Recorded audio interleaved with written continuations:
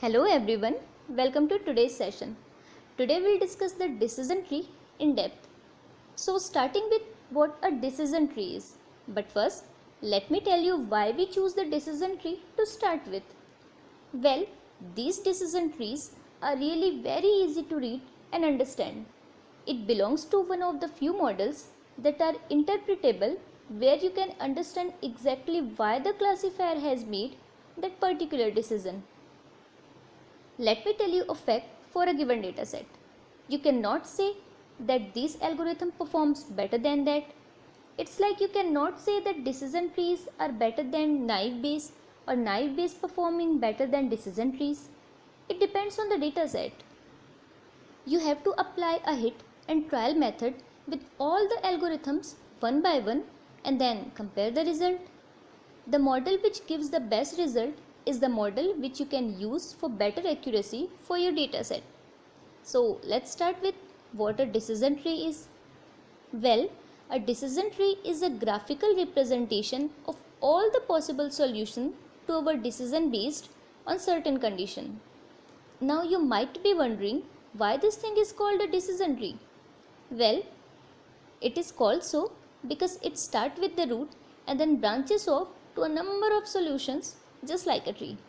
Even if the tree starts from a root and it starts growing its branches once, it gets bigger and bigger.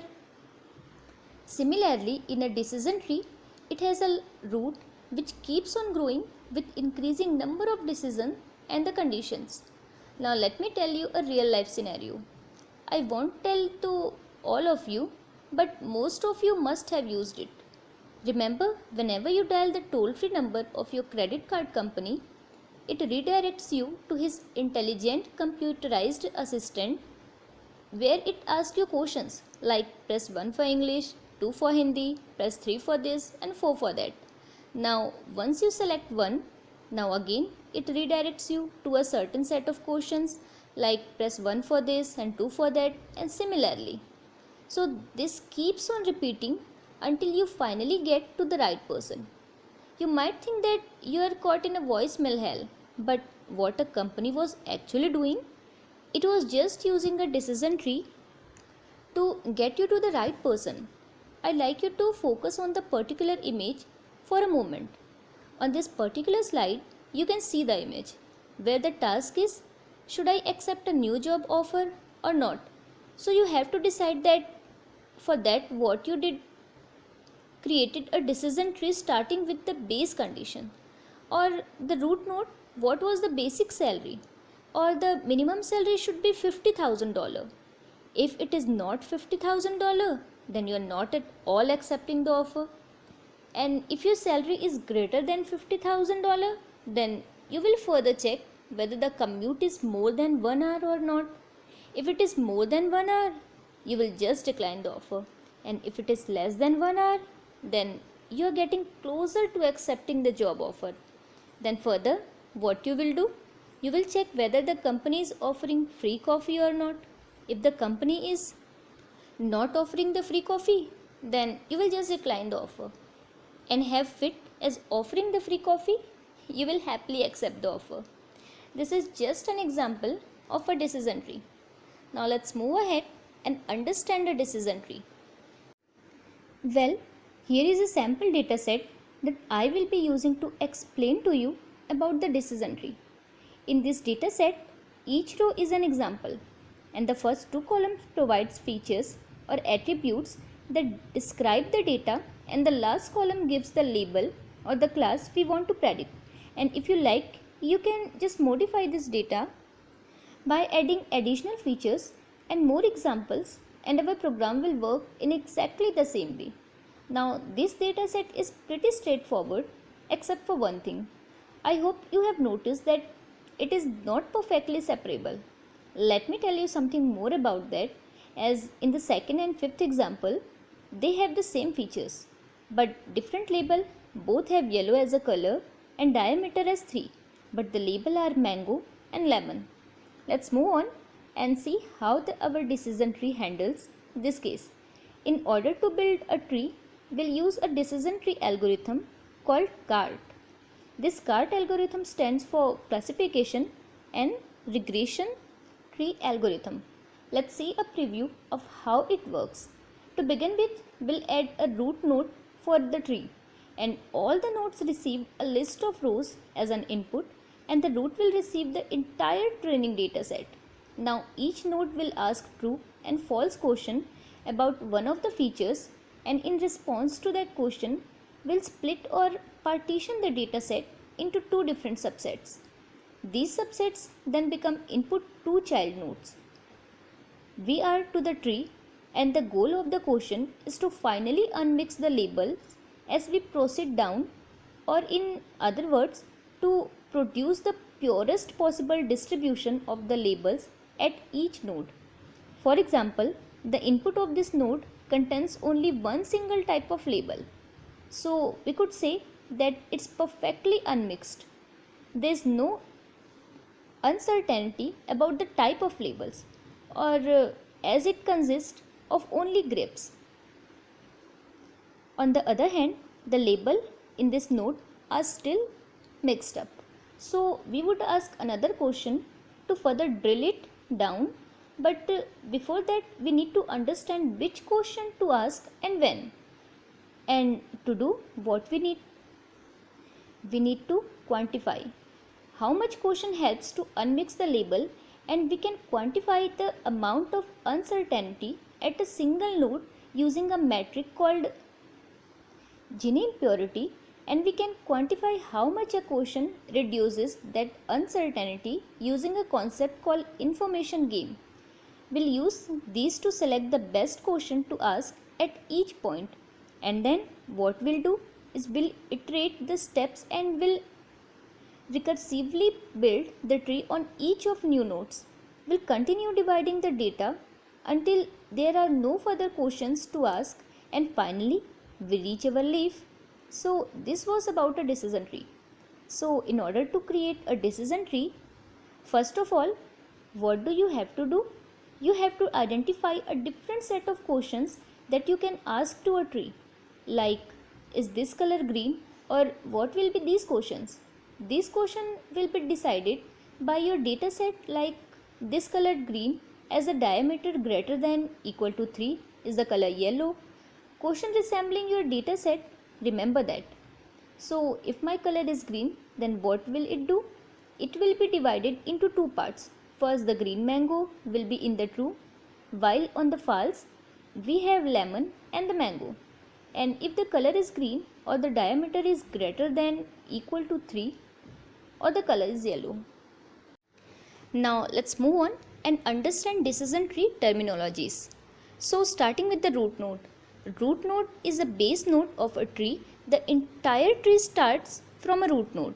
In other words, it is the first node of a tree. It represents the entire population or sample, and this entire population is further segregated or divided into two or more homogeneous sets. Next is the leaf node. Well, leaf node is the one when you reach the end of the tree. That is, you cannot further segregate down to any other level. That is the leaf node. Next is splitting. Splitting is dividing your root node or node into different subparts on the basis of some conditions. Then comes to the branch or the subtree. Well, this branch or subtree gets formed when you split the tree. Suppose when you split a root node, it gets divided into two branches or two subtrees. Next, the concept of pruning. Well, you can say that pruning is just opposite of splitting. What we are doing here, we are just removing the subnode of a decision tree, and we'll see more about pruning later in this session. Let's move on ahead. Next is the parents or child node. Well, first of all, the root node is always the parent node, and all other nodes associated with that are known as child nodes. Well, you can understand it in a way that all the top nodes belong to a parent node, and all the bottom nodes which are derived from a top node are child nodes. The node producing a further node is a child node, and the node which is producing it is a parent node. A simple concept. Let's use the cart algorithm and design a tree manually. So first of all, what do? You decide which question to ask and when. So how will you do that? So let's first of all visualize the decision tree. So there's a decision tree which will be created manually. Like first of all, let's have a look at the dataset. You have outlook, temperature, humidity and wind, as you have different attributes. On the basis of that, you have to predict whether you can play or not. So which one among them should you pick first to determine the best attribute that classify the training data? So how will you choose the best attribute, or how does a tree decide where to split, or how the tree will decide its root node? Well, before we move on and split a tree, there are some terminologies that you should know. First, being the Gini index is the measure of impurity or purity used in building a decision tree in CART algorithm. Next is information gain. This information gain is the decrease in entropy after a data set is split on the basis of an attribute. Constructing a decision tree is all about finding an attribute that returns the highest information gain. So you will be selecting the node that would give you the highest information gain. Alright, next is reduction in variance. Reduction in variance is an algorithm which is used for continuous target variable or regression problems. The split with lower variance is selected as a criteria to let the population. See, in general terms, what do you mean by variance? Variance is how much your data is varying. So if your data is less impure or the purer, then in that case the variation would be less, as all the data is almost similar. So there's also a way of setting a tree where the split with lower variance is selected as the criteria to split the population. Next is the chi-square. Chi-square, it is an algorithm which is used to find out the statistical significance between the differences between subnodes and the parent nodes. Let's move ahead. Now the main question is, how will you decide the best attribute? For now, just understand that you need to calculate something known as an information gain. The attribute with the highest information gain is considered the best. I know your next question might be like, what is this information? But before we move on and see what exactly information gain is, let me first introduce you to a term called entropy, because this term will be used in calculating the information gain. Well, entropy is just a metric which measures the impurity or something, or in other words, you can say that it is the first step to do before you solve the problem of a decision tree. As I mentioned, is something about impurity. So let's move on and understand what impurity is. Suppose to be you are a basket full of apples and another bowl which is full of the same label which says apple. Now if you are asked to pick one item from each basket and bowl, then the probability of getting the apple and its correct label is 1. So in this case, you can say that impurities are 0.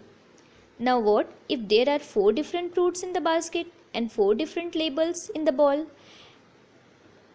Then the probability of matching the fruit to a label is obviously not 1. It's something less than that. Well, it could be possible that I picked a banana from the basket, and when I randomly pick label from the bowl, it says cherry. Any random permutation and combination can be possible. So in this case, I'd say that impurities are non-zero. I hope the concept is clear.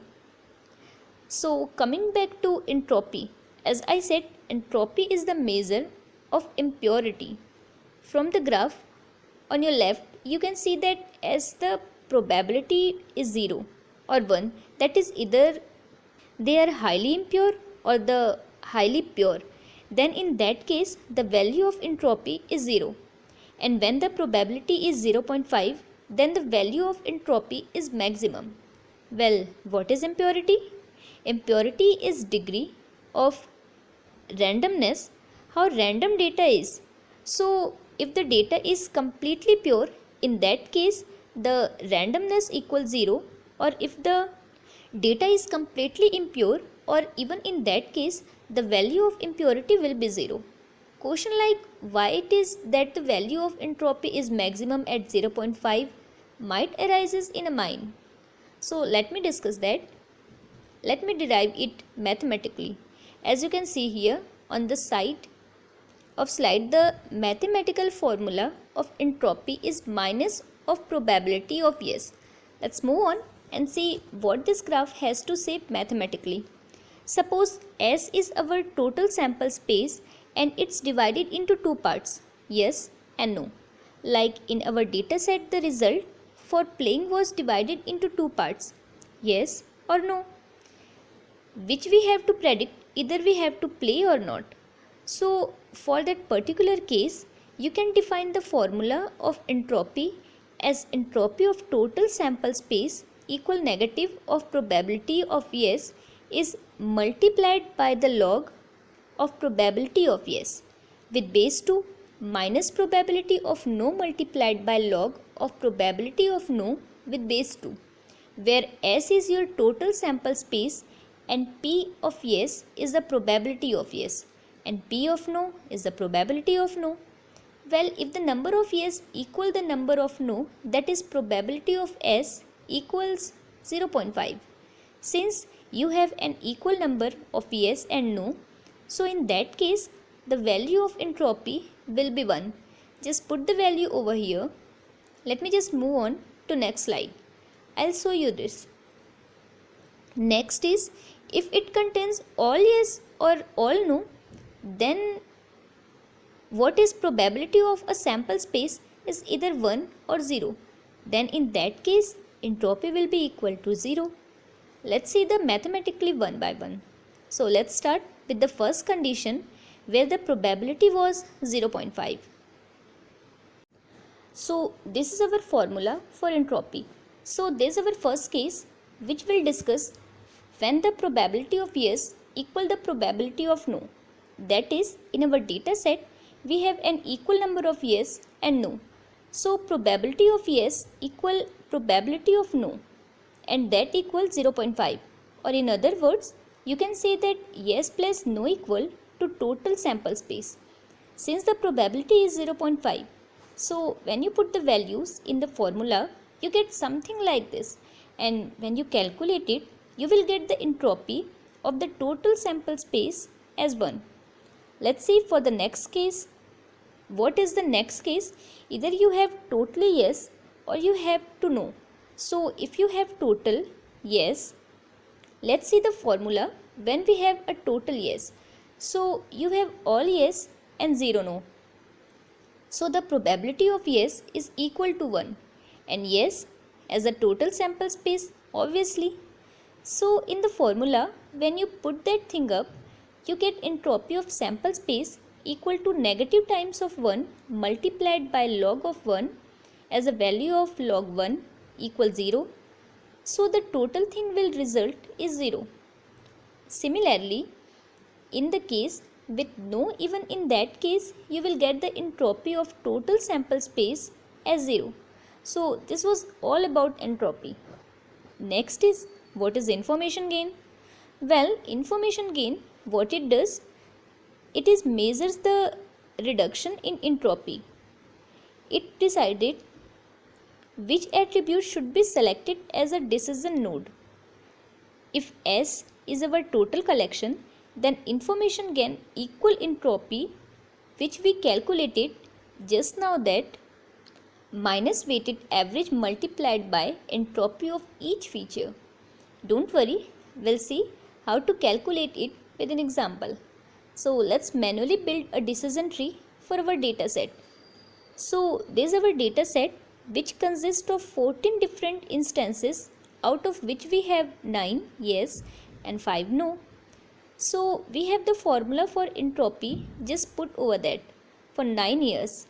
So total probability of yes equal 9 by 14 and total probability of no equal 5 by 14. And when you put up the value and calculate the result, you will get the value of entropy as 0.94. So this was your first step, which is to compute the entropy for the entire data set. Now you have to select that out of Outlook, temperature, humidity and windy. Which of the nodes should you select as a root node? Big question. How will you decide that?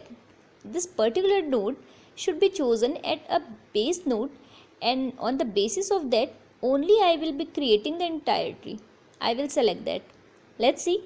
So you have to do it one by one. You have to calculate the entropy and information gain for all the different nodes. So starting with Outlook.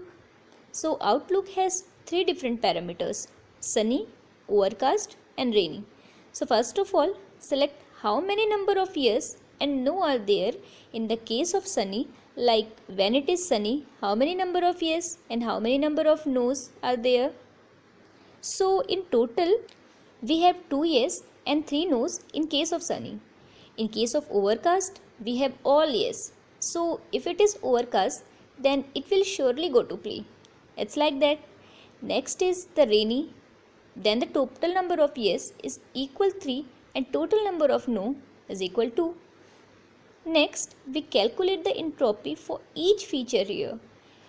We are calculating the entropy when Outlook equals sunny. First of all, we are assuming that Outlook is our root node, and for that we are calculating the information gain for it. So in order to calculate the information gain, remember the formula is vary entropy of the total sample space minus weighted average multiplied by entropy of each feature. So what we are doing here? We are calculating the entropy of Outlook when it is sunny. So the total number of yes when it was sunny was 2 and the total number of no, what was 3. So let's put in a formula. Since the probability of yes is 2 by 5 and the probability of no is 3 by 5, so you will get something like this. So you are getting the entropy of sunny 0.971. Next, we will calculate the entropy for overcast when it was overcast. Remember, it was all yes. So the probability of yes is equal to 1, and when you put it over that, you will get the value of entropy as 0. And when it is rainy, it has 3 yes and 2 no's. So probability of yes in case of sunny 3 by 5 and probability of no in case of sunny 2 by 5. And when you add the value of probability of yes and probability of no to the formula, you get the entropy of sunny as 0.971. Now you have to calculate how much information you are getting from Outlook that equal weighted average. So what was this weighted average? Total number of yes and total number of no.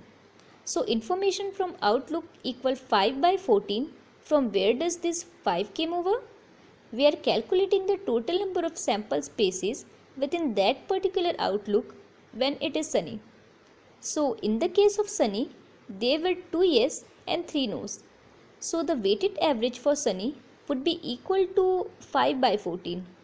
Since the formula was 5 by 14 multiplied by entropy of each feature, so as you calculated for entropy for sunny is 0.971. So what we'll do? We'll multiply 5 by 14 with 0.971.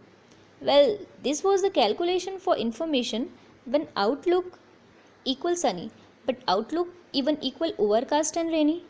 For in that case, what we'll do? Again similarly we'll calculate everything for overcast and sunny. For overcast, weighted average 4 by 14 multiplied by its entropy, that is 0. And for sunny, it is same 5 by 14, 3 yes and 2 no's multiplied by its entropy, that is 0.971. And finally, we'll take the sum of all of them, which equals 0.693. Next, we will calculate the information gain. What we did earlier was information taken from Outlook. Now we are calculating. What is the information? We are gaining from Outlook. Now this information gain that equal total entropy minus the information that is taken from Outlook. So total entropy we had 0.94 minus information we took from Outlook as 0.693. So the value of information gain from Outlook result in 0.247. So next what we have to do, let's assume that Windy is our root node. So Windy consists of two parameters, false and true. Let's see how many yes and how many no's are there in case of true and false.